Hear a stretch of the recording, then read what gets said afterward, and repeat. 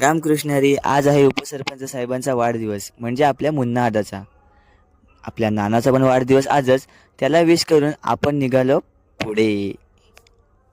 पोरं तशी सर्व जमली होती आणि आता बर्थडे म्हटल्यावरती फटाके बिटाके तर पाहिजेच ना.